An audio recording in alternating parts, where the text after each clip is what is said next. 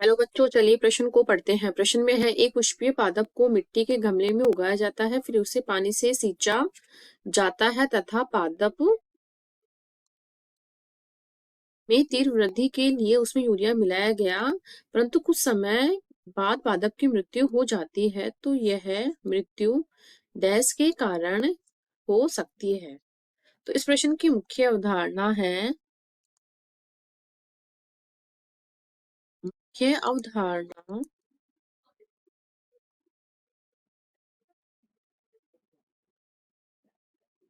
जीव द्रव्य कुंचन।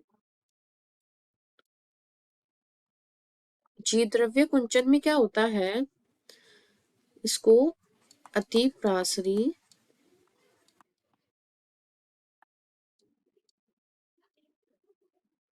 विलयन में रखते हैं। अतिप्रासरी विलयन कौन सा होता है, इसमें विलयन में विलेय के अणु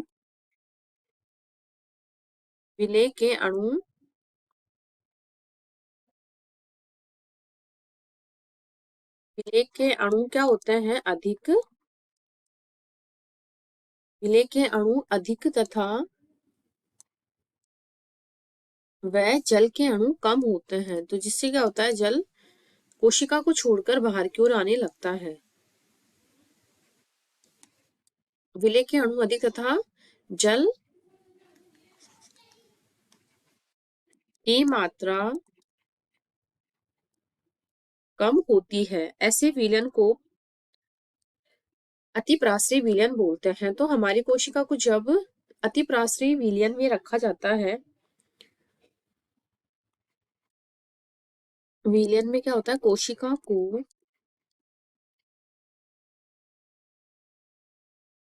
रखा जाता है, तो जल कोशिका को छोड़कर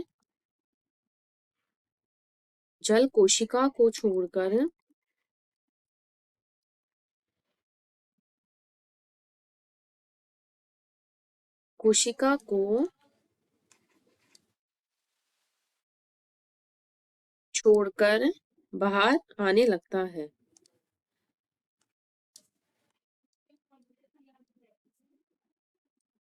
बाहर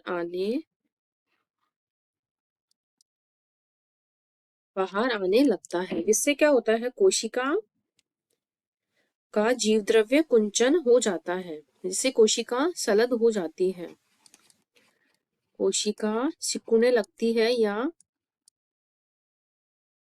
शलत हो जाती है।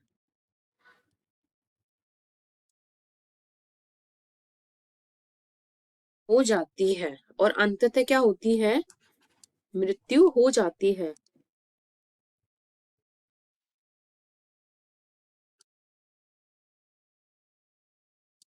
मृत्यु हो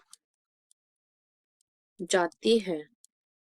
तो हमारे प्रश्न में क्या दिया गया है, पानी छींचा जाता है, फिर उसकी वृद्धि होती है, लेकिन उसमें जब यूरिया मिलाते हैं तो उसकी स्टार्टिंग में तो क्या होती है, वृद्धि होती है, लेकिन कुछ समय पश्चात क्या होता है, जीवद्रव्य कुंचन के कारण क्या होता है, अतिप्रासरी विलयन में रखते हैं, तो इसमें जो जल के अणु होते हैं वो कोशिका को छोड़कर बाहर आने लगते हैं, और इससे क्या होती है, कोशिका शलद हो जाती है, अंततः मृत्यु हो जाती है यूरिया के कारण। यूरिया को एक तरह से हम लवण भी मान सकते हैं। तो यूरिया का जो फॉर्मूला होता है,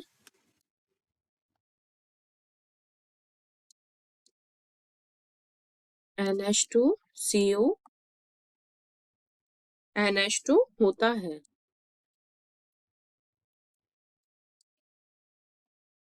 इस प्रकार से ये यूरिया का फॉर्मूला, इसको एक तरह से हम लवण मान सकते हैं। तो इस प्रकार मृत्यु किस वजह से होती है, तो मृत्यु जीवद्रव्य कुंचन या जब कोशिका से जल बाहर आने लगता है, तो इस क्रिया को हम बहिर्प्राशरण भी बोल सकते हैं।